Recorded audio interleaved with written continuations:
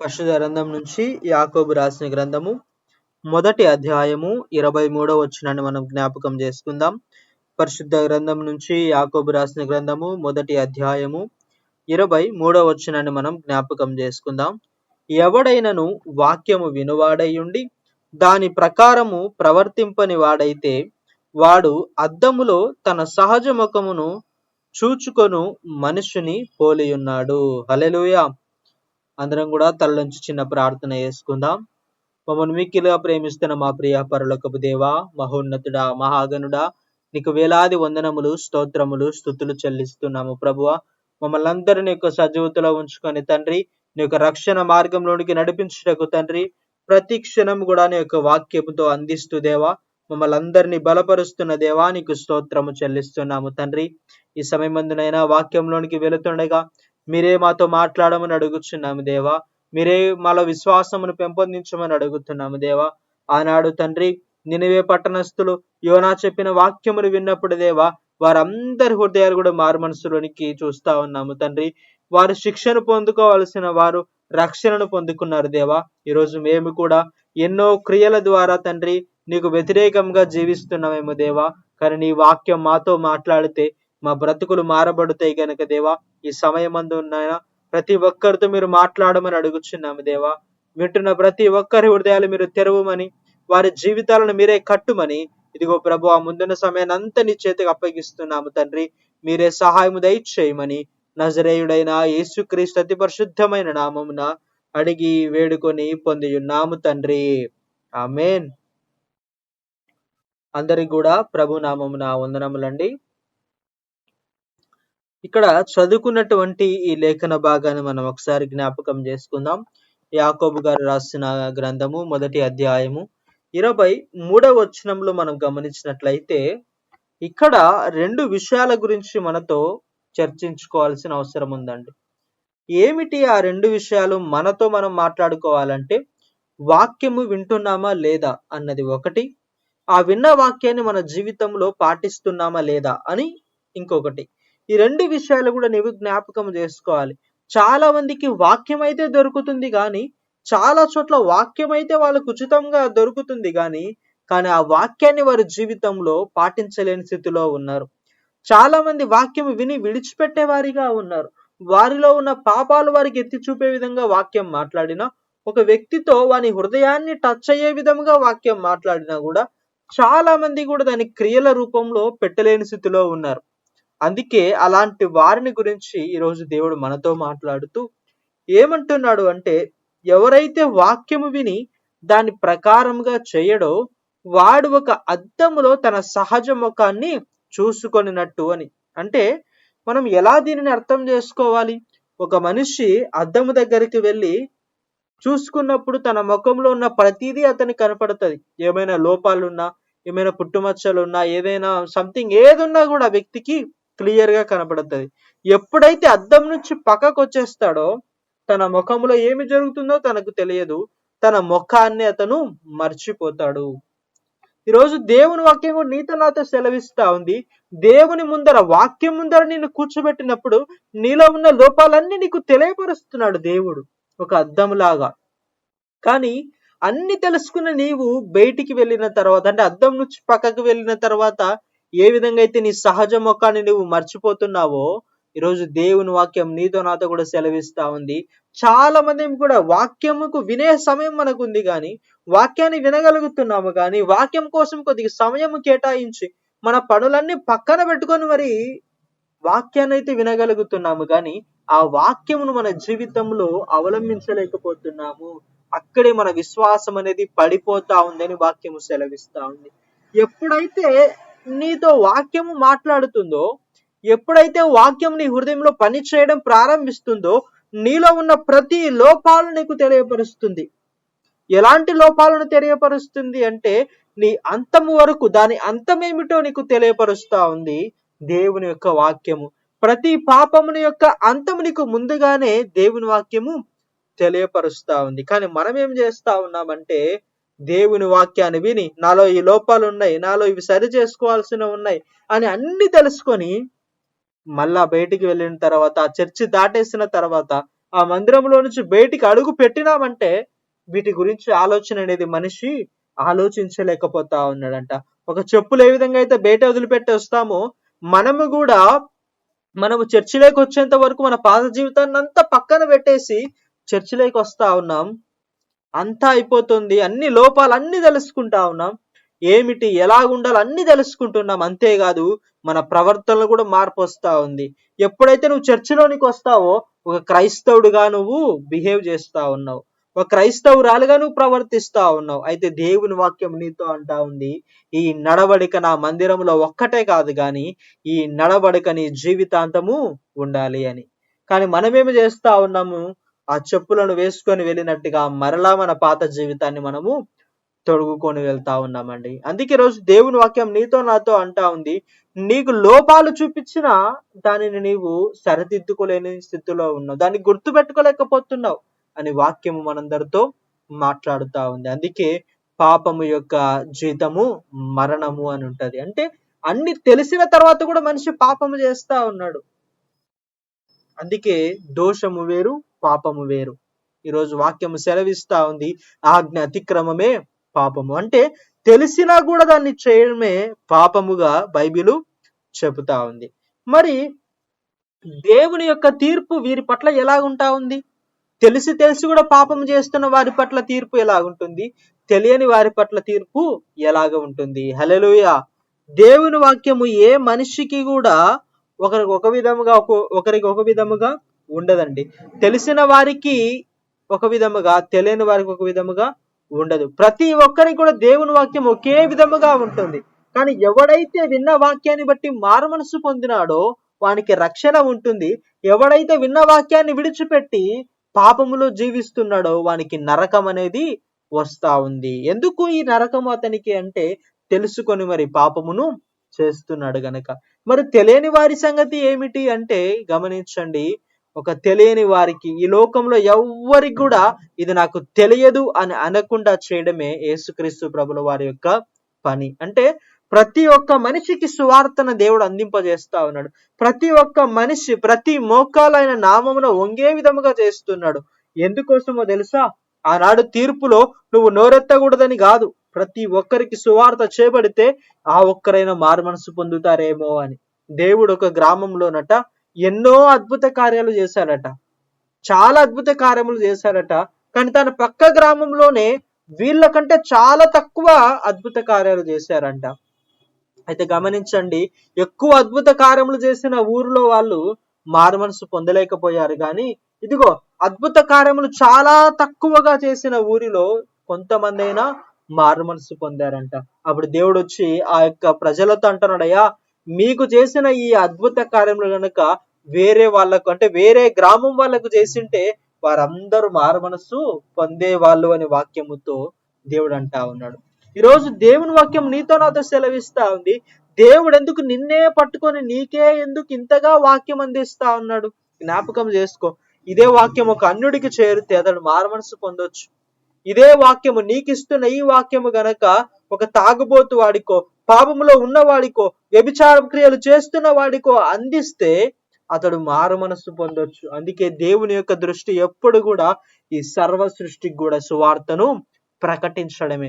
ఎవ్వరు మారు మనసు పొందినా ఆయన రాజ్యంలో చేర్చుకొని ఆయన కుమారులు కుమార్తెలుగా చేర్చుకోవడానికి ఆయన సిద్ధముగా ఉన్నాడు. హల్లెలూయా. అయితే జ్ఞాపకం చేసుకుందాం, దేవుణ్ణి ఎరుగని వారి పట్ల ఆయన సువార్తను వారికి అందింపజేస్తున్నాడు. చాలా విధాలుగా వారిలోనికి దేవుని సువార్తను అందింపజేసి వారిని మారు మనస్సులోనికి తీసుకొని వస్తున్నాడు. అందుకే చాలా మంది కూడా అన్య ప్రజలు ఎంతో మంది కూడా క్రైస్తవుల్లోనికి వస్తా ఉన్నారు. అంటే దేవునిలోనికి వారు వస్తా ఉన్నారు. ఇది కేవలం ఒక మతం లాగా కాదు, కానీ వారి హృదయాన్ని మార్చుకొని దేవునిలోనికి వస్తా ఉన్నారు. మరి తెలియని వారు చాలా మంది తెలుసుకొని మరి దేవునిలోనికి వస్తున్నారు. మరి తెలిసిన వారి సంగతి ఏంటి? వాక్యమును తెలుసుకొని, లోపాలేంటో తెలుసుకొని, పాపం వలన వచ్చే జీతం ఏంటో తెలుసుకొని, ఇన్ని తెలుసుకున్న వీరు కూడా నరకంలో పడిపోతున్నారు. మరి వీరి గురించి దేవుడు ఏమంటున్నాడు? వారిని బట్టి అసహిస్తున్నాడు దేవుడు. వారిని బట్టి వీరింక నేను ఎంత చెప్పినా వీరు వినని పిల్లలు, ఇంకా వీరిని వదిలేస్తానని దేవుడు అంటున్నాడా? చూద్దాం ఒక మాట. హెజ్కేలు రాసిన గ్రంథము 33వ అధ్యాయము 10-11 వచనాలండి, జ్ఞాపకం చేసుకుందాం.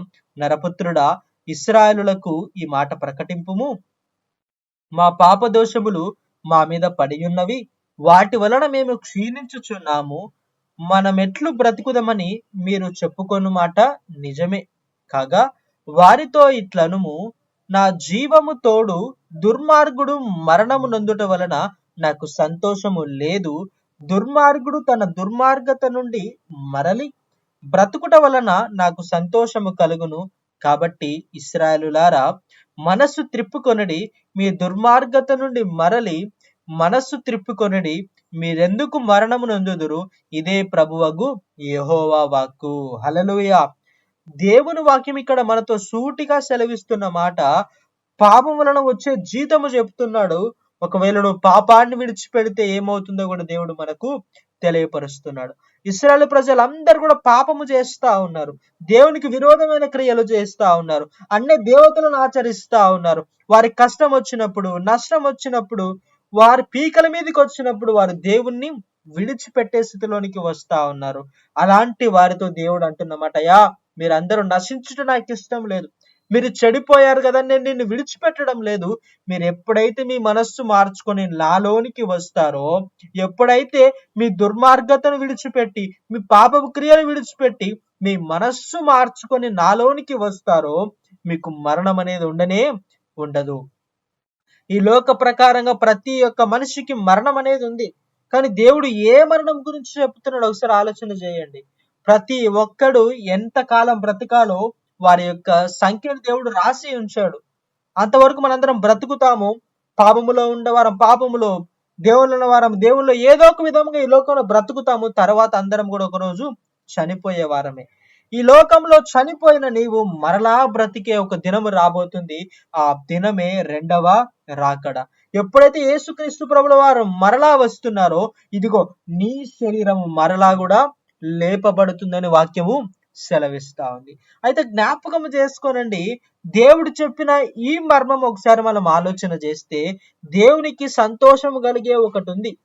ఏమిటి సంతోషం కలిగేటటువంటి ఆ క్షణము అంటే, ఎప్పుడైతే నీ పాపమును నువ్వు విడిచిపెట్టుతావో, కష్టపడినప్పుడు ఆ ఫలితము అనుభవించినప్పుడు ఎంత సంతోషం అయితే వస్తుందో, దేవునికి ఇంత కాలముగా నీకు వాక్యమును చెబుతూ, ఇంతగా నువ్వు పాపంలో పడిపోయిన నిన్ను మరలా మరలా పట్టుకొని దేవుని సన్నిధిలో కూర్చోబెట్టి నీకు వాక్యాన్ని అందింపజేస్తూ, ఎన్నో సార్లు నీకు దేవుడే దిక్కురా నీకు తెలియపరిచిన నువ్వు మరలా దేవుని విడిచిపెట్టిపోతున్నా కూడా, అలాంటి స్థితిలో ఉన్న నేను మరలా పట్టుకొని వచ్చి, ఇదిగో నీలో ఈ క్రియలు ఉన్నాయి, నీలో ఈ పాపపు ఊబిలు ఉన్నాయి, నువ్వు ఇలా వెళితే ఇలా నష్టం వస్తుందని దేవుడు నీకు చెప్పినప్పుడు, నువ్వు ఎప్పుడైతే దాని నుంచి మారు మనస్సు పొందుతావో, నీ మనస్సు మార్చుకుంటావో, జ్ఞాపకం చేసుకోనండి, ఆ నువ్వు మారిన ఆ మారు మనస్సును బట్టి దేవుడు ఎంతగానో సంతోషిస్తాడట. ఒక పాపి మారితే పరలోకం అంతా కూడా సంతోషంతో నిండిపోతుందంట. ఎందుకంటే దేవుళ్ళలోనికి నీవు వచ్చినప్పుడు, ఆయన కుమారుడు కుమార్తెగా నీవు మారినప్పుడు ఆయన ఎంతగానో సంతోషిస్తా ఉన్నాడు. ఒక తండ్రిగా ఆయన ఎంతగానో సంతోషిస్తా ఉన్నాడు. ఈరోజు వాక్యము నీతో నాతో సెలవిస్తా ఉంది, నీలో నాలో కూడా పాపంలో వచ్చిన జీతం మనకు తెలుసు. నువ్వు ఒకవేళ ఇదే పాపంలో కొనసాగితే, ఇలా చెడు క్రియలు చేస్తే నీకు ఏ నష్టం వస్తుందో నీకు తెలుసు. కానీ దాని నుంచి నువ్వు బయట పడలేకపోతే జ్ఞాపకం చేసుకో, చివరికి నువ్వు నరకంలో పడద్రోయబడతావు. ఒక వ్యక్తి నరకంలో పడద్రోయబడినప్పుడు అతడు ఏమి చేయలేడండి. ఈ లోకంలో ఉన్నప్పుడే నువ్వు మారు మనసు పొందాలన్నా కూడా. అందుకే ఇశ్రాయేలు ప్రజలతో అంటున్నాడు, అయ్యా మీరు ఇన్ని శ్రమలు వస్తున్నాయి అంటున్నారు కదా, పాప దోషాలు మా మీదకి వచ్చాయని బాధపడుతున్నారు, ఎందుకు మేము క్షీణించిపోతున్నాం, అనారోగ్యాలకు శాపాలకు మేము బ్రతుకుతామో చనిపోతాం మాకే తెలియదయ్యా, ఇంత భయంకరమైన జీవితము జీవిస్తున్నాం అనేది ఎంత భయపడుతున్నారు కదా. మరి ఇలాంటి భయంకరమైన స్థితిలో నుంచి మీరు బయటపడాలి అంటే మీ మనస్సును మీరు మార్చుకోనండి. ఇవన్నీ పాపంలో వచ్చిన జీతము వారికి చెప్తూ వారే అంటున్నారండి, మేము ఇన్ని అనుభవిస్తున్నామయ్యా మా పాపం బట్టి, మా దుర్మార్గతను బట్టి అని దేవుని దగ్గర వాళ్ళు తెలియపరుస్తా ఉన్నాడు. ఈరోజు దేవుని వాక్యం నీతో నాతో కూడా సెలవిస్తా ఉంది, నువ్వు ఒక్కసారేనయ్యా నేను చేసిన పాపాన్ని బట్టి నేను దీన్ని అనుభవిస్తున్నాను అని నువ్వు దేవుని దగ్గర ఎప్పుడైనా చెప్పగలుగుతున్నావా? ఎప్పుడైనా అయ్యా నేను చేసిన ఈ యొక్క తప్పుడు క్రియను బట్టే నాకు ఈ శ్రమ, నాకు ఈ కష్టం వచ్చిందయ్యా, దీనిని నా నుంచి తీసివేయి ప్రభువా, నేను మారు మనసు పొందుతానయ్యా అని నువ్వు ఎప్పుడైతే దేవుని దగ్గర అడగగలుగుతావో, ఎప్పుడైతే నీ మనస్సును మార్చుకోవాలి, నీ శరీరం కాదండి. శరీరం అనేది ఎప్పటికైనా మారిపోతుంది. ఒక చిన్న పిల్లవాడికి ఒక గన్ ఇచ్చి అతన్ని కాల్చరంటే వెంటనే కాల్చేస్తాడు, ఇలా ఇలా కాల్చాలి అంటే. అంటే ఆలోచన చేయండి, ఆచారాలను బట్టి శరీరం మారొచ్చేమో గాని హృదయము, నీ మనస్సు అనేది దేవుని వాక్యముతోనే మారాల. అప్పుడు మాత్రమే నువ్వు నిజమైన క్రైస్తవుడివి. ఒకవేళ మనుషులు చెప్పిన పద్ధతులను పాటించి నీ శరీరాన్ని మార్చుకున్నావా, అది ఏమి లాభము లేనే లేదండి. నీవు మారాల్సింది నీ హృదయము మారాలని వాక్యము సెలవిస్తా ఉంది. మరి ఇన్ని పాపములు తెలిసిన నేను, ఇన్ని శ్రమలు తెలుసుకున్న నేను, ఇన్ని కష్టాలు వస్తాయని తెలుసుకున్న నేను ఎలాగూ మారు మనసు పొందాలి, ఎలా నా మనస్సును త్రిప్పుకోవాలి ఆయన వైపు చూద్దామా? 2వ సమూయేలు రాసిన గ్రంథము 12వ అధ్యాయము 13-14 వచనములండి. నేను పాపము చేసి తిని, దావీదు నాతానుతో అనగా, నాతాను నీవు చావకుండునట్లు యెహోవా నీ పాపమును పరిహరించెను. అయితే ఈ కార్యము వలన యెహోవాను దూషించుటకు ఆయన శత్రువులకు నీవు గొప్ప హేతువు కలుగజేసితివి. హల్లెలూయా. ఈరోజు పాపము చేస్తున్న ప్రతి ఒక్కరితో కూడా ఈ మాట వర్తిస్తదండి. ఆనాడు దావీదు చేసిన పాపమును దావీదు చావకుండా యెహోవా పరిహరించాడు. యెహోవా తన పాపమును క్షమించి వేశాడు. ఎందుకోసము క్షమించి వేశాడో ఒకసారి ఆలోచన చేయండి. ఈ లోకములో దేవాది దేవుడు మన పాపమును క్షమించడానికి గల గొప్ప ఆ కారణము ఏమిటి అంటే, నీ నా కోసం ఆయన సిలువలో మరణించాడు. ఆ త్యాగము వృధా కాకూడదని నువ్వు చేసిన ప్రతి పాపమును ఆయన క్షమించి నేను నూతనముగా మారుస్తూ ఆయన రాజ్యంలోనికి చేర్చుకుంటా ఉన్నాడు. అయితే జ్ఞాపకం చేసుకోండి, ఇక్కడ దావీదు పాపము దావీదుకు తెలియపరుస్తూ, అయ్యా నువ్వు చేసిన పాపాన్ని బట్టి నువ్వు చావాలి, కానీ నేను దేవుడు క్షమించి వేశాడు. ఈరోజు మనం చేస్తున్న పాపాన్ని బట్టి పొందుకుంటున్న శ్రమలను బట్టి ఎంతగానో నలిగిపోతున్నాం. నువ్వు చేసిన పాపాన్ని బట్టి ఈ లోకంలో నీకు వస్తున్న శ్రమలను బట్టి నువ్వు మారలేని స్థితిలోకి వస్తా ఉన్నావు. దావీదుకు వచ్చిన ఆ శ్రమ ఒకసారి గమనించండి, తన కుమారుడు చనిపోతున్నాడు. హల్లెలూయా. ఈరోజు దేవుని వాక్యం నీతో నాతో కూడా సెలవిస్తా ఉంది, నువ్వు బ్రతుకుతున్న ఈ పాపము బ్రతుకుల్లో ఉన్నప్పుడు, నువ్వు బ్రతుకుతున్న ఈ చెడు క్రియల్లో నీవు ఉన్నప్పుడు నీకొస్తున్న శ్రమలు, నీకొస్తున్న ఆ యొక్క క్షీణత గురించి నీకు తెలుస్తా ఉందా? ఒకవేళ తెలిసిన తర్వాత కూడా నువ్వు దాన్ని విడిచిపెట్టలేకపోతున్నావేమో జాగ్రత్త. నీ పాపం బదులు నీకు ఆ శ్రమలు వచ్చాయి, నీ పాపమునకు ప్రతిగా ఆ శ్రమలు నీ జీవితంలోనికి వచ్చాయి, కానీ నీవు శ్రమలను బట్టి కూడా మారలేని స్థితిలోనికి వస్తా ఉన్నావు. ఈరోజు దేవుని వాక్యం కూడా దావీదు అదే అంటా ఉంది, అయ్యా నాతాను అంటా ఉన్నాడయ్యా నువ్వు చావకుండా ఉండాలి అంటే, ఇదిగో నీ పాపమును దేవుడు పరిహరించాడు అంటే నువ్వు కన్నీరు కారుస్తావని, నీ బ్రతుకును మార్చుకుంటావని ఈరోజు దేవుని వాక్యం నీతో నాతో సెలవిస్తా ఉంది. నీ బ్రతుకును మార్చుకుంటావనే దేవుడు ఆనాడు సెలవులో మరణించాడు. నీ బ్రతుకును మార్చుకుంటావనే దేవునికి కష్టములు ఇచ్చాడు. నీ బ్రతుకును దేవునిలోనికి ఉంచుకుంటావనే నీకు ఇన్ని శ్రమలు దేవుడు నీకు ఇచ్చాడు. అంతేకాదు, నీ బ్రతుకును మార్చుకుని నువ్వు దేవునిలో కట్టకుంటావని దేవుడు నువ్వు ఎన్ని మాటలు పడిపోయినా నేను మరలా మరలా పిలిచి వాక్యములో నిలబెడతా ఉన్నాడు. ఈరోజు జ్ఞాపకం చేసుకోనండి, ఆనాడు దావీదు చేసిన తప్పును బట్టి తన శత్రువులు యెహోవా దేవుణ్ణి ఎంతగానో దూషించడానికి ఆస్కారం ఇచ్చాడు. ఈరోజు నేను కూడా నువ్వు చేస్తున్న పాపాన్ని బట్టి నీ దేవునికి ఎంతగానో అపకీర్తి కలుగుతా ఉంది. ఆలోచన చేస్తున్నావా? నీ సొంత తండ్రికి అపకీర్తి కలిగితే ఎంత బాధపడిపోతా ఉన్నావు? నీ సొంత తండ్రిని ఎవరైనా ఒక మాట అంటే నీకు ఎంత బాధ కలుగుతా ఉంది? ఈరోజు దేవాది దేవుడు నిన్ను ముదిమి వచ్చు వరకు ఎత్తుకొని కాపాడే నీ దేవునికి అపకీర్తి కలిగే జీవితము నువ్వు జీవిస్తున్నావు.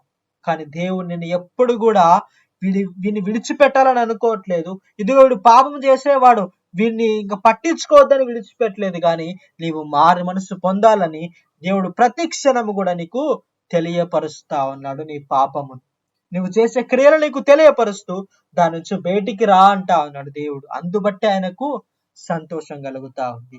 ఇన్ని క్రియలు నీ పట్ల జరుగుతా ఉన్నాయండి. ఒక వ్యక్తి మారు మనసు పొందుతున్నాడు అంటే అతని వెనికిలో ఇంత క్రియలు జరుగుతా ఉన్నాయి. అతని పట్ల ఇంత ప్రణాళికను దేవుడు కలిగి ఉన్నాడు. వీడు మారు మనసు పొందాలని, వాడు ఎన్ని మాటలు పడిపోతున్నాని మరలా మరలా నిలబెడుతూ ఇంతగా దేవుడు నీ కోసము పని చేస్తా ఉన్నాడు. ఈరోజు జ్ఞాపకం చేసుకోనండి, ఒక తండ్రిగా ఆయన చేయవలసినవన్నీ చేస్తున్నాడు, కానీ మనం మాత్రము చేయలేకపోతా ఉన్నాం. మనం మాత్రం మన పాపాన్ని విడిచిపెట్టలేకపోతా ఉన్నాం. ఎంత దీనస్థితిలో ఉన్నామండి. దావీదు పాపం దావీదుకు తెలిసినప్పుడు దావీదు తన పాపాన్ని అంతా కూడా విడిచిపెట్టినట్టుగా మనము చూస్తా ఉన్నాం. అయితే జ్ఞాపకం చేసుకుందాం, దావీదు తన పాపాన్ని విడిచిపెట్టేంతగా ఏమి జరిగింది తన హృదయంలో? ఆలోచన చేద్దామా? దావీదు పాపం ఏంటో తనకు తెలుసు, తన వలన తన కుమారుడు చనిపోతారని అతనికి తెలుసు. అయితే జ్ఞాపకం చేసుకుందాం, ఆ పాపము అతని నుంచి వెళ్ళిపోవడానికి అతను ఎంత కష్టపడ్డాడో ఒకసారి ఆలోచన చేద్దామా? దావీదు అట ఎప్పుడు కూడా ప్రార్థన చేస్తూ ఉండేవాడట. పాపము చేసిన తర్వాత గమనించండి, తన కన్నీరు ఇంకా ఎక్కువైపోయిందంట తను చేసిన పాపాన్ని బట్టి. అయ్యా, నేను ఈ పాపము చేశానని తన పరుపు తరిచేంతగా ప్రార్థన చేశాడంట. హల్లెలూయా. ఈరోజు దేవుని వాక్యం నీతో నాతో కూడా సెలవిస్తా ఉంది. నువ్వు ఒక్కసారైనా నీ కన్నీరు కారుస్తున్నావా? నువ్వు ఒక్కసారైనా నీ పరుపు తడిచేంతగా నువ్వు ప్రార్థన చేస్తున్నావా? ఆలోచన చేయండి. పరుపు తడిచేంతగా ఏంటండి? అసలు మన ప్రార్థన చేస్తున్నప్పుడు మన పాపమును బట్టి మన కళ్ళలో నీళ్లు కూడా రాలేని స్థితిలో మనం బ్రతుకుతా ఉన్నాం. అంత దీన స్థితిలో మనం ఉన్నామండి. అంత పాపము అంటే అంత భయం లేని స్థితిలో మనము జీవిస్తా ఉన్నాము. దావీదు చేసిన పాపము అతనికి ఎంతో భయమును పుట్టించా ఉంది. అందుకే ఇంకోసారి ఎప్పుడు ఆ పాపమును చేయలేని స్థితిలో ఉన్నాడు దావీదు. ఈరోజు దేవుని వాక్యం నీతో నాతో సెలవిస్తా ఉంది. నీ పాపపు క్రియలంటూ నీకు చూపించాడు దేవుడు, కానీ పాపాన్ని ఒప్పుకోవడానికి నువ్వు ఏం చేస్తా ఉన్నావు? ఆ పాపము నువ్వు పరిహరించుకోవడానికి నువ్వు ఏమి చేస్తా ఉన్నావు? దావీదు చేసినదే మనం చేయాలండి. దావీదు కన్నీరు విడిచి ప్రార్థన చేస్తా ఉన్నాడు. ఆ కన్నీటిని బట్టే జ్ఞాపకం చేసుకోనండి, తన పాపములన్నీ దేవుడు క్షమించి వేశాడు. ఏంటండి, కన్నీరు ఒక్కటి కారిస్తేనే తన పాపములు క్షమించబడ్డాయా అంటే ఒక మనిషికి కన్నీరు అనేది అంత ఈజీగా రాదండి. ఆ కన్నీరు వచ్చింది అంటే గమనించండి, ఆ హృదయంలో నుంచి వచ్చిన కన్నీరు, ఆ హృదయం బాధలో నుంచి వచ్చిన కన్నీరు, నా దేవునికి నేను ఎంతో అపకీర్తిని తెచ్చానని వచ్చిన ఆ కన్నీరు దావీదు యొక్క పాపమును క్షమించి వేసింది. ఈరోజు దేవుడు నా పట్ల కూడా అదే కోరుకుంటున్నాడు. నువ్వు నశించాలని ఆయనకు సంతోషం లేదు, కానీ నీ పాపాన్ని విడిచిపెట్టి ఆయన సన్నిధిలో కన్నీరు కారుస్తూ నువ్వు నీ పాపాలన్నీ ఒప్పుకుంటే అదే ఆయనకు గొప్ప సంతోషము. మరి అలాంటి సంతోషము నీలో, అలాంటి కన్నీరు నీలోనికి రావాలి అంటే నీవు ఆ కన్నీటి విలువను తెలుసుకోవాలి. ఏమిటి ఆ కన్నీటి విలువ? జ్ఞాపకం చేసుకుందామా? కీర్తన రాసిన గ్రంథము 56వ అధ్యాయము 8వ వచనం అండి. కీర్తన రాసిన గ్రంథము 56వ అధ్యాయము 8వ వచనం అండి. నా సంచారములను నీవు లెక్కించి ఉన్నావు, నా కన్నీళ్లు నీ బుడ్డిలో నుంచబడి ఉన్నవి, అవి నీ కవిలలో కనబడును గదా. హల్లెలూయా. దేవుని వాక్యం మనతో సెలవిస్తా ఉన్నాడు, నా కన్నీళ్లు బుడ్డిలో దాచబడి ఉన్నవి. హల్లెలూయా. ఒక బుడ్డిలో అట నీ కన్నీరు దాచబడుతా ఉందంట. నీవు కార్చిన ఈ లోకంలో నువ్వు కార్చిన ఆ కన్నీరు నీ బుడ్డిలో దాచిపెట్టబడుతా ఉందంట. అవి ఏం చేస్తా ఉన్నాడైనా ఆ కవిలలో కనబడుతా ఉంది నీకు ఆ రోజు. ఒకవేళ దేవుడు గనక, అయ్యా నువ్వు భూలోకంలో ఉన్నప్పుడు ఎంతవరకు నీ పాపమును బట్టి కన్నీరు కార్చావంటే, మనం అస్సలు ఒక డ్రాప్ అయినా కారుస్తున్నామా అండి మన పాపము కోసము? ఒకవేళ దేవుడు, అయ్యా నీ బుడ్డి తీసుకొనిరా చూద్దాం ఎంత కన్నీరు గార్చావు నీ పాపం విషయమై, నువ్వు చేస్తున్న చెడు క్రియలను బట్టి, నువ్వు బ్రతుకుతున్న ఆ నీచపు బ్రతుకు నుంచి నువ్వు ఒక్కసారైనా వాక్యముకు చోటిచ్చి నీ హృదయం నుంచి కన్నీరు వచ్చాయని దేవుడు చూస్తే, అప్పుడు నీ కన్నీరు గనక ఆ కవిలలో ఉండకపోతే, ఆ కన్నీరు గనక ఆ బుడ్డిలో గనక లేకపోతే జ్ఞాపకం చేసుకోనండి, నీ పాపములు ఎలా క్షమించబడినట్టు. దావీదు కార్చిన కన్నీరు తన పాపములను క్షమించి వేసే విధముగా చేసింది. ఈరోజు నీవు నేను కూడా కన్నీరు విలువను తెలుసుకో. నీ కన్నీరు దేవుడు దాచిపెడుతున్నాడు. నువ్వు పాపము కోసమే నీ కన్నీరు కార్చు. ఎప్పుడైతే నువ్వు జీవిస్తున్న పాప బ్రతుకు కోసం నీ కన్నీరు కారుస్తావో, నీ హృదయంలోంచి ఆ కన్నీరు వస్తుందో, జ్ఞాపకం చేసుకోనండి, ఆ కన్నీరు ఎంతో విలువైనదని వాక్యము సెలవిస్తా. అందుకే దేవుడు నీవు కన్నీరు కార్చు, ఆ కన్నీటి ద్వారా, ఆ హృదయం నుంచి వచ్చే ఆ కన్నీరు ద్వారా నీ పాపములు క్షమించబడమే కాకుండా ఈ కన్నీరు నీకు సాక్ష్యముగా నిలబడుతుంది. హల్లెలూయా. మన దేవాది దేవుడు ఎంత గొప్ప దేవుడు అంటే, నా పాపములు ఒకసారి క్షమించిన తర్వాత దానిని మరలైన జ్ఞాపకం చేసుకోనట. అలాంటి గొప్ప దేవుడు మనకున్నాడండి. పని ఏమిటంటే ఆయన సన్నిధిలోనికి వచ్చి ఆ కన్నీరు మనము కార్చాలి. ఆ కన్నీరు నీలోనికి రావాలి అంటే, ఆ ధన్యత నీకు రావాలంటే జ్ఞాపకం చేసుకోనండి, నువ్వు దుఃఖించడము నేర్చుకోవాలి. ఏంటండి, కన్నీరు విడిచడం కూడా అంత గొప్ప ధన్యతన? దేవుని సన్నిధిలో అంటే చాలా గొప్ప ధన్యతనండి. మత్తయి రాసిన సువార్త 5:4 అంటా ఉన్నాడు, దుఃఖపడవారు ధన్యులు, వారు ఓదార్చబడుదురు. హల్లెలూయా. దేవుని వాక్యం మనతో సెలవిస్తుంది, ఎవరైతే భూలోకంలో ఉన్నప్పుడు దుఃఖపడతాడో వాడు ఓదార్చబడతారని వాక్యం సెలవిస్తా ఉంది. నీకున్న శ్రమలను బట్టి నువ్వు దుఃఖిస్తున్నప్పుడు నేను ఓదార్చే వాళ్ళు ఎవరు రాలేదేమో, నీకున్న కష్టములను బట్టి నువ్వు దుఃఖిస్తున్నప్పుడు నేను ఓదార్చే వాళ్ళు ఎవరు రాలేదేమో ఈ లోకంలో, కానీ నీ దేవుడు నువ్వు చేసిన ఈ దుఃఖమును బట్టి నీకు ఓదార్పునివ్వబోతా ఉన్నాడు. ఇంకొకసారి నీ కళ్ళ నుంచి కన్నీరు రాకుండా ఆయన చేయబోతా ఉన్నాడు. అంత గొప్పది ఈ కన్నీరు కార్చడం, ఆయన సన్నిధిలో దుఃఖించడం ఇంత గొప్ప ధన్యత అండి. అలాంటి ధన్యత నీకు రావాలి అంటే ఆయన సన్నిధిలోనికి వచ్చి నీ పాపమును బట్టి, నీకు తెలిసిన పాపమును బట్టి, నీవు బ్రతుకుతున్న బ్రతుకును బట్టి, నీ జీవితంలో నువ్వు అనుభవిస్తున్న శ్రమలను బట్టి, నువ్వు క్షీణిస్తున్న క్షీణతను బట్టి ఆయన సన్నిధిలోనికి వచ్చి ఆ యొక్క బుడ్డిలోని కన్నీరు నీవు దాచిపెట్టాలి. ఆ దాచిపెట్టిన ధన్యత నీకు రావాలి అంటే నీ హృదయము దావీదు హృదయం లాగా అవ్వాలి. దావీదు హృదయం ఎప్పుడైతే తను చేసిన పాపమును గుర్తు చేసుకొని తన పరుపు తరిచేంతగా ఏడ్చగలిగినాడో, ఈరోజు నీవు చేస్తున్న పాపము యొక్క ఫలితము తెలుసుకొని దేవునికి తెచ్చిన అపకీర్తిని బట్టి నువ్వు ఇక నుంచి ఆయన నీ పాపాన్ని విడిచిపెట్టి ఆయన సన్నిధిలోనికి వచ్చి దుఃఖపడాలని దేవుని వాక్యము నీతో సెలవిస్తా ఉంది. హల్లెలూయా.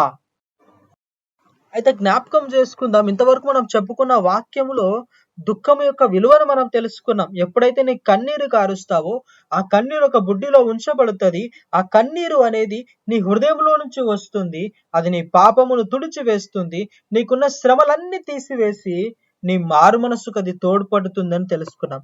మరి ఈ దుఃఖము అనేది ఏమిటి అసలు? ఒకసారి జ్ఞాపకం చేసుకోవాలి. అసలు దుఃఖం అంటే ఏమిటి? చాలా మంది కూడా దేవుని సన్నిధిలో చాలా మంది కూడా వారు కన్నీరు కాడుస్తూ ఉంటారు. చాలా మంది కూడా ఏడుస్తూ ఉంటారు.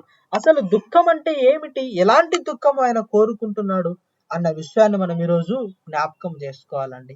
అసలు దుఃఖము, దేవుని పరమైన దుఃఖము ఏమిటి అన్నది ఒకసారి మనం జ్ఞాపకం చేసుకుంటే, యోహాను రాసిన సువార్త 16వ అధ్యాయము 20-21 వచనాన్ని మనం జ్ఞాపకం చేసుకుందామండి. యోహాను రాసిన సువార్త 16వ అధ్యాయము 20-21 వచనమండి. మీరు ఏడ్చి ప్రలాపింతురు గాని లోకము సంతోషించును, మీరు దుఃఖింతురు గాని మీ దుఃఖము సంతోషమగునని మీతో నిశ్చయముగా చెప్పుచున్నాను. స్త్రీ ప్రసవించినప్పుడు ఆమె గడియ వచ్చెను గనుక ఆమె వేదన పడును. అయితే శిశువు పుట్టగానే లోకమందు నరుడొకడు పుట్టెనను సంతోషము చేత ఆమె ఆ వేదన మరి జ్ఞాపకము చేసుకొనదు. హల్లెలూయా. ఇక్కడ దేవుని వాక్యం మనతో సెలవిస్తా ఉంది మాట, దుఃఖము అనేది ఏమిటి అన్న విషయాన్ని మనం జ్ఞాపకం చేసుకోవాలి. ఇక్కడ మనం చదువుకునే వాక్యంలో 2 విషయాలు మనం గమనించాలి. ఒకటి ఏడుపు, రెండవది దుఃఖము. ఏడ్చితే ఈ లోకము సంతోషిస్తుందట, నువ్వు దుఃఖిస్తే నీ దుఃఖము సంతోషం అవుతుందట. చాలా కన్ఫ్యూజన్ ఉంది కదా. అయితే జ్ఞాపకం చేసుకుందాం, ఏడుపు అంటే ఏమిటి, దుఃఖము అంటే ఏమిటి? ఈ రెండు ఒకటేనా? అసలు ఆలోచన చేయండి. ఏడుపు దుఃఖు రెండు ఒకటేనా? రెండిటి నుంచి కళ్ళ నుంచి నీళ్ళు వస్తున్నాయి, రెండు ఒకటేనా? అయితే జ్ఞాపకం చేసుకుందాం, ఈ రెండు ఒకటి కానే కాదండి. ఏడుపు అనేది శరీర సంబంధమైనది, దుఃఖము అనేది హృదయ సంబంధమైనది. హల్లెలూయా. దావీదు దుఃఖించిన ఆ దుఃఖము హృదయం నుంచి వచ్చినది. అందుకే తన పాపాలన్నీ దేవుడు క్షమించి వేశాడు. తన పరుపు తరిచేంతగా ఏడ్చాడు. దానికి కారణం ఏమిటో తెలుసా?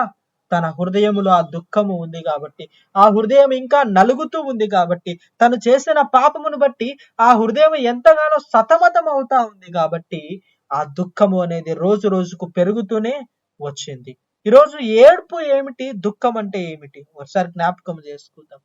ఏడుపు అనేది శరీర సంబంధమైనది. అంటే ఒక చిన్న పిల్లవాడు తన తల్లి దగ్గరికి వెళ్ళి, అమ్మా నాకు ఈ ఐస్ క్రీమ్ కావాలి అంటే, తన తల్లి అనింది, ఇదిగో ఈ ఐస్ క్రీము ఇప్పుడొద్దు, ఈ తినగుడు, ఈ సమయంలో చాలా చల్లగా ఉండే కాలం ఇది, ఇలాంటి చలికాలంలో నువ్వు తింటే జలుబు చేస్తే నువ్వు తినకూడదని చెప్పినప్పుడు ఆ కుమారుడు ఎంతగానో దాన్ని ఏడుస్తూనే ఉంటాడు.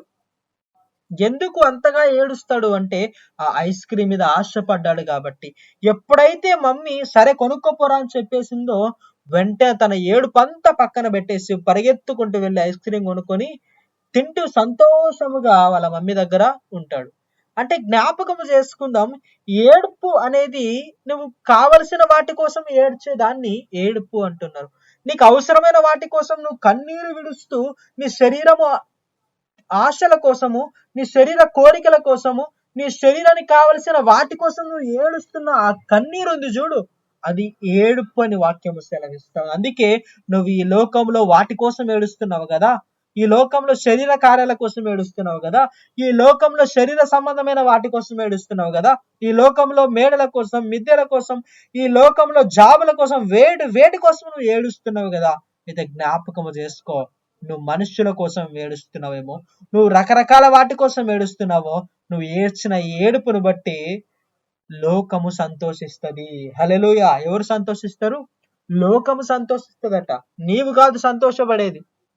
ఈ లోకము సంతోషిస్తది. అసలు లోకం అంటే ఎవరు? లోకం అంటే మనమే. నువ్వు ఏడుస్తే ఇంకొకడు నిన్ను చూసి నవ్వుకునే రోజులు రాబోతా ఉన్నాయి.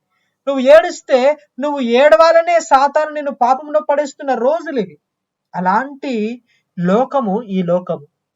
అలాంటి లోకంలో ఈ చిన్న చిన్న వాటి కోసం ఏడుస్తున్నావు చూడు, దేవుడి మీద నమ్మకం లేకుండా వాటి కోసమే పరితపించి ఏడుస్తూ బ్రతుకుతున్నావు చూడు, దేవుడి సన్నిధిలోకి వచ్చినాక నీ పాపాన్ని విడిచిపెట్టయా, నాకు అది కావాలి ఇది కావాలని దేవుని దగ్గర అడుగుతున్నావు చూడు. ఈరోజు జ్ఞాపకం చేసుకో, నువ్వు అడుగుతున్న వీటన్నిటిని బట్టి దేవునికి సంతోషం లేదట, లోకమునకు సంతోషం ఉంది. హల్లెలూయా. నీ ఏడుపు అనేది కేవలం నువ్వు పొందుకోవడానికి కోసం మాత్రం ఏడుస్తున్నావు. అది నీ దగ్గరకు వచ్చినాక ఇంతవరకు ఏడ్చినావు చూడు, అయ్యా నాకు అది కావాలి అది కావాలని, ఆ దేవుణ్ణే మర్చిపోతా ఉన్నావు. అందుకే ఏడుపు అనేది ఒక చిన్న పిల్లవాడితో పోలుస్తా ఉన్నాం. ఆ చిన్న పిల్లవాడికి కావాల్సింది దొరికినప్పుడు ఏ విధంగా అయితే అన్ని మర్చిపోయినాడో, ఈరోజు నీవు నేను ఎంతమంది మంది దేవుని సన్నిధికి వచ్చి నీకు కావాల్సిన వాటి కోసం, అయ్యా నాకు అది కావాలి, అయ్యా ఇది కావాలని ఏడుస్తూ అవన్నీ నీ జీవితంలోనికి వచ్చిన తర్వాత నువ్వు దేవుణ్ణే మర్చిపోతా ఉన్నావు. జ్ఞాపకం చేసుకోనండి, అలాంటి ఏడుపు నీకు పాపమును క్షమించదు. అలాంటి ఏడుపు నీ హృదయం నుంచి వచ్చినది కాదు, అది నీ శరీరం నుంచి వచ్చిన ఏడుపు. కానీ నువ్వు ధన్యుడిగా అవ్వాలి అంటే, నీ దుఃఖము ఓదార్చబడాలి అంటే హృదయం అనే దుఃఖమునికి రావాలి. ఎప్పుడైతే దుఃఖం అనేది వస్తా ఉంది అంటే అది హృదయంలోంచి వస్తా ఉంది. గమనించండి, లవర్స్ మనం చూస్తా ఉన్నాం. ఒక అమ్మాయి ఒక అబ్బాయిని మోసం చేసినప్పుడు వాడు కుళ్ళుకొని ఏడుస్తా ఉన్నాడు, వాటిని తలుచుకొని ఏడుస్తా ఉన్నాడు. ఎందుకు అంత ఆవేదన? బ్రేకప్ అయినప్పుడు ఎందుకంత బాధ ఆ వ్యక్తికి? ఆలోచన చేయండి. ఆ దుఃఖము హృదయం నుంచి వస్తా ఉంది, ఆ వేదన. ఈరోజు దేవుని వాక్యము నీతో నాతో సెలవిస్తా ఉంది, ఆయన నా పాపముల కోసం ఆ శిలువలో మరణించామా. ఆ యొక్క యెరూషలేము కుమార్తెలందరూ ఏడుస్తుంటామా, మీరు ఏడవద్దండి, మీరు నా కోసమే కాదు కానీ మీకోసం ఏడవండి, మీ పిల్లల కోసం ఏడవండి అని దేవుడు చెప్పాడు. ఈరోజు గమనించుకో, దేవుని వాక్యము నీతో నాతో సెలవిస్తా ఉంది, నీ దుఃఖము శరీర సంబంధమైన దుఃఖం ఉండకూడదు కానీ నీ దుఃఖము హృదయానుసారమైన దుఃఖము. నీ కుటుంబమును కట్టుకోవడానికి కోసం దుఃఖం ఉండాలి. నిన్ను నీవు కట్టుకోవడానికి కోసం దుఃఖము ఎప్పుడైతే కనపరుస్తావో ఆ దుఃఖమును దేవుడు సంతోషముగా మారుస్తా ఉన్నాడు. హల్లెలూయా. నీ దుఃఖము సంతోషముగా మారాలి అంటే జ్ఞాపకము చేసుకో, నీ యొక్క హృదయంలో నుంచి ఆ కన్నీరు రావాలి. అందుకే కింది వచనంలో అంటా ఉన్నాడు, ఒక స్త్రీ ప్రసవించినప్పుడు ఆమె వేదన అంతా మర్చిపోతుందట. ఎప్పుడైతే తన కుమార్తె బయటికి వస్తుందో, ఇదిగో నా కుమారుడు పుట్టాడు, నా కుమార్తె పుట్టాడు, నా సంతోషములో అంతవరకు ఆమె పడిన బాధ అంతా మర్చిపోతుందట. ఎంత గొప్ప సంతోషము! ఆలోచన చేయండి. ఈ రోజు దేవుని వాక్యం నీతో నాతో సెలవిస్తా ఉంది. ఒక రోజు రాబోతుంది. ఆ రోజు నువ్వు అగ్నిలో పడి అయ్యా నన్ను కాపాడయ్యాన్ని నిన్ను ఎవరు రక్షించే వాళ్ళు లేరు. ఆ రోజు నువ్వు ఎంత ఏడ్చినా నీకు సంతోషం రాదు. కానీ ఈ లోకంలో ఉన్నప్పుడు నీవు దుఃఖిస్తే, ఈ లోకంలో పడిన వేదనలన్నీ నువ్వు భరిస్తే ఒక రోజు రాబోతుంది. ఆ పరలోక రాజ్యంలోనికి నువ్వు వెళ్ళినప్పుడు జ్ఞాపకం చేసుకో, నీ దుఃఖమునకు సంతోషమును దేవుడు ఇస్తా ఉన్నాడు. లాజరు చూడండి, బతికినన్నాళ్ళు సంతోషము లేదు. ఎక్కడ లాజరు తృప్తిగా తిన్నట్టుగా కూడా లేదు. కానీ గమనించండి, చనిపోయిన తర్వాత అబ్రహాము రొమ్మున ఆనుకొని ఉన్నాడు. కానీ ధనవంతుడు బ్రతికినన్నాళ్ళు సంతోషంగా బ్రతికాడు. కావలసిన వాటి కోసమే ఏడ్చాడు. చివరికి ఏమైపోయాడు? ఆ నరకంలో, నిత్య నరకంలో ఏడుస్తూ పళ్ళు కొరుకుతూ ఎంత దీన స్థితిలోనికి వెళ్ళాడు. ఒకసారి ఆలోచన చేయండి. ఈ లోకంలో ఉన్నప్పుడే అండి నీ యొక్క ఆలోచనలు, ఈ లోకంలో ఉన్నప్పుడు నువ్వు ఏమి చేయాలనుకున్నా, నువ్వు చనిపోయి నరకంలో పడిపోయిన తర్వాత నీ ఆలోచనలు పని చేయవు, నీ యొక్క ఏవి కూడా పని చేయవు. నువ్వు ఎంత అరిచినా, ఎంత గీకొట్టినా, ఎంత ఏడ్చినా, ఎంత దుఃఖించినా, నీ పాపాలు తలుచుకొని అయ్యో నాకు దేవుడు చెప్పాడు కదా, దేవుడు నాతో మాట్లాడాడు కదా, నా పాపం నాకు చూపించాడు కదా, వాటి వలన వచ్చే శాపం ఏంటో నాకు చెప్పాడు కదా, ఇలా ఎన్ని అనుకున్నా కూడా నీకు చివరకు మిగిలేది దుఃఖము, శాశ్వత కాల దుఃఖము. ఎప్పుడు కూడా నీ నుంచి వీడిపోని దుఃఖము నీకు నరకంలో రాబోతా ఉంది. అలాంటి దుఃఖము నువ్వు పొందుకోకూడదంటే ఈరోజు సమయం ఉండగానే నువ్వు దేవుని సన్నిధిలో దుఃఖించు. ఎలాంటి దుఃఖమో తెలుసా?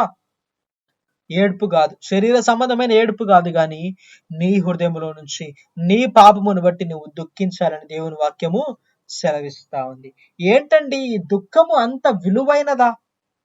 అసలు ఎలాంటి దుఃఖం నేను కలిగి ఉండాలా? దుఃఖం అయితే కలిగి ఉండాలి. నాకు ఏడుపు అంటే ఏమిటో తెలిసింది, శరీరానుసారమైందని. దుఃఖం అనేది హృదయానుసారముగా వస్తుందని తెలిసింది. మరి ఇలాంటి దుఃఖము నేను ఎలా కనపరచాలి? అసలు ఎలా నాకు ఈ దుఃఖం అనేది తెలుస్తా ఉంది? నేను ఎలాగ ఈ దుఃఖము కోసం నేను పోరాటము చేయాలి అన్న విషయాన్ని మనము జ్ఞాపకం చేస్తాం.